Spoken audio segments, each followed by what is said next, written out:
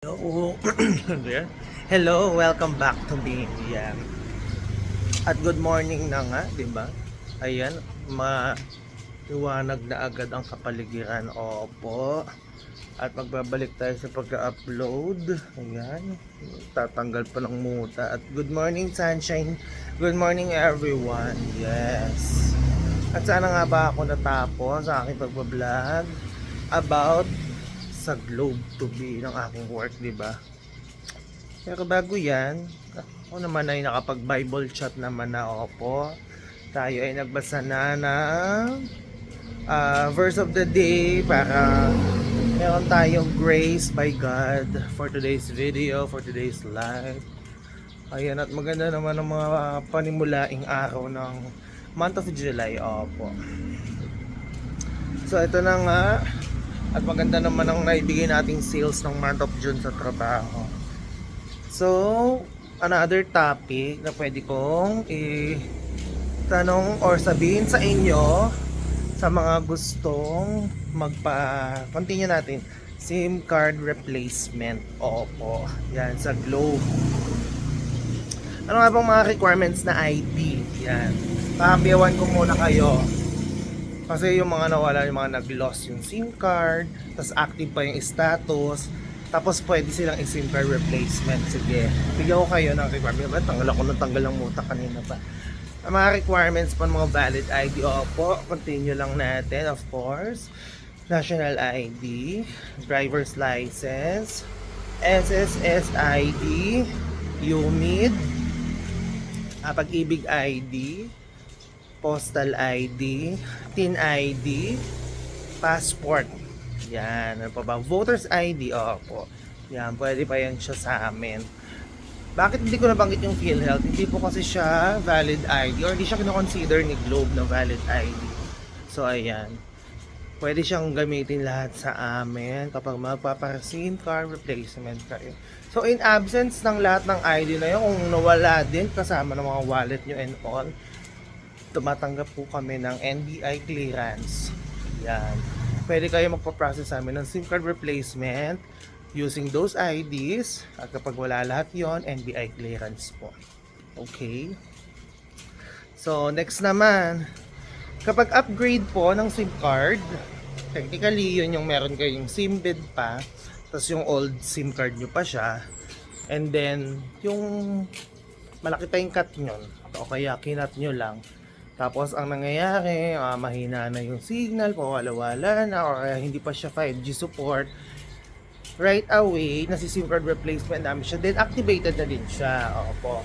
Pag na-release namin siya sa inyo, within 10 minutes, activated na siya, pwede na ulit siyang i-insert.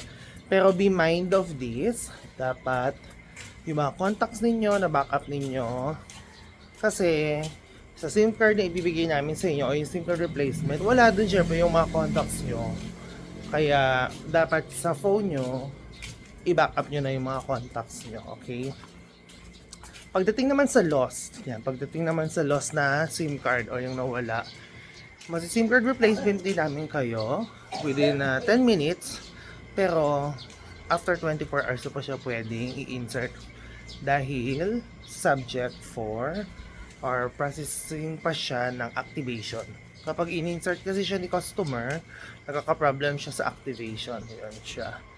Pero working din yun. Tapos, expect nyo din, syempre, nawala din doon yung inyong mga contacts. Kasi syempre, yung nawala yung phone nyo, kasama yung SIM card, tapos, hindi nyo na-back up yung mga numbers, wala din doon sa SIM card ibibigay namin.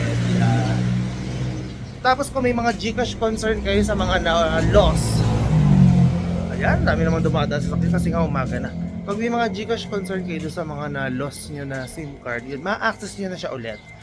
Pero kapag tinry nyong buksan yung Gcash, after 24 hours magpo-prompt doon na after 4 hours pa siya mabubuksan.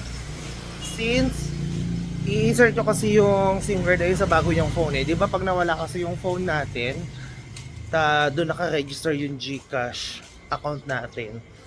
Yung phone na yun yung nakatag or yung naka-register sa Gcash natin. Kaya ang mangyayari, pag nag-login kayo na yung Gcash nyo sa bagong phone, itatag nyo ulit siya as your new register phone sa GCash account nyo. Kaya maghihintay pa kayo ng 4 hours bago nyo ma-access or ma-open yung GCash nyo. So ayan, yun yung mga ideas. So, opo. Kasi maraming nagtatanong GCash concern, kaya nagpapasim card replacement.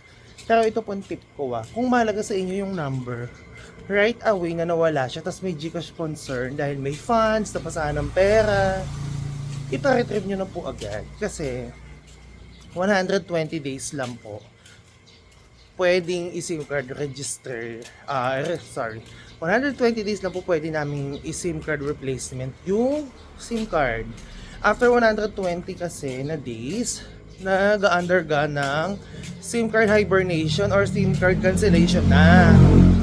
So kapag yung SIM card nyo po ay na-detect ng Globe na wala siyang regular load at SIM card activity for 120 days, ayun, makakancel na po siya at hindi na namin siya masi-SIM card replacement.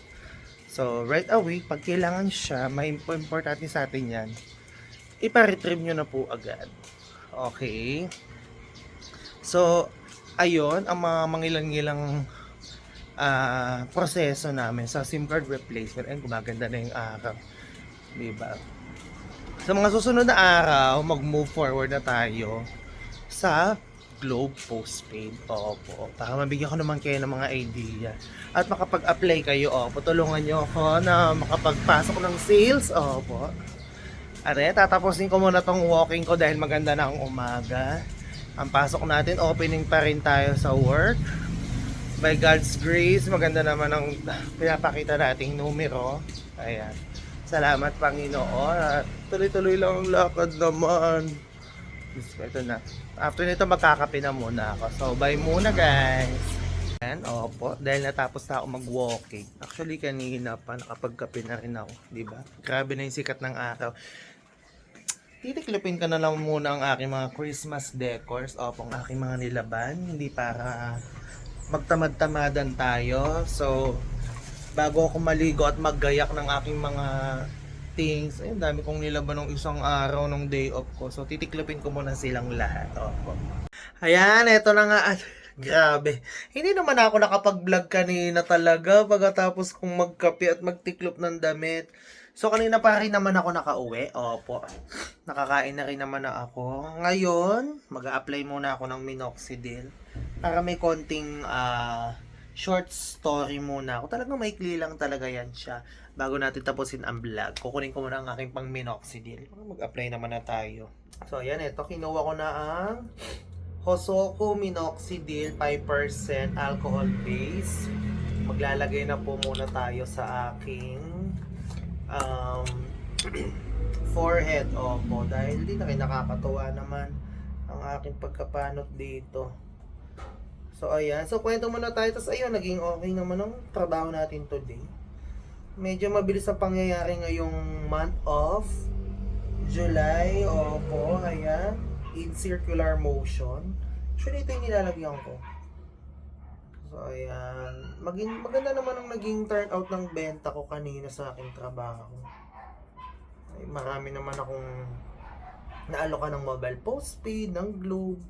So yun yung magiging next topic ko sa inyo sa mga susunod kong vlog. Dahil naintuhan ko na kayo sa SIM card replacement, paano ba siya i-process sa amin. Ayan siya. Basta punta lang kayo sa nearest Globe store para magpa-SIM card replacement. Basta right away na mawala siya sa inyo, sa mga loss, tapos sa mga upgrade. Ayan. Pwede kayo magpa-SIM card replacement. Dala lang kayo ng valid ID po. So, ayan, i-massage lang natin.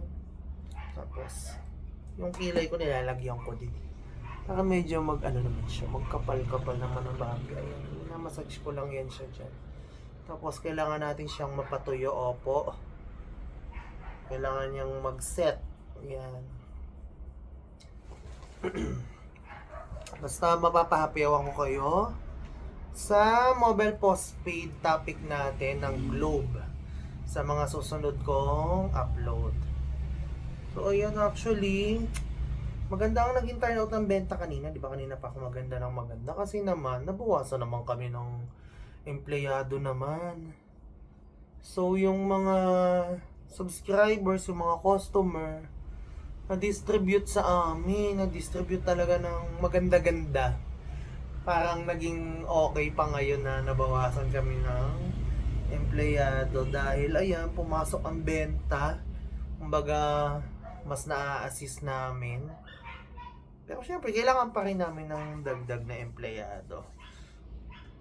Sa ngayon lang, sinuswerte lang dahil may mga trainings kami, may mga nagtitraining ngayon sa amin.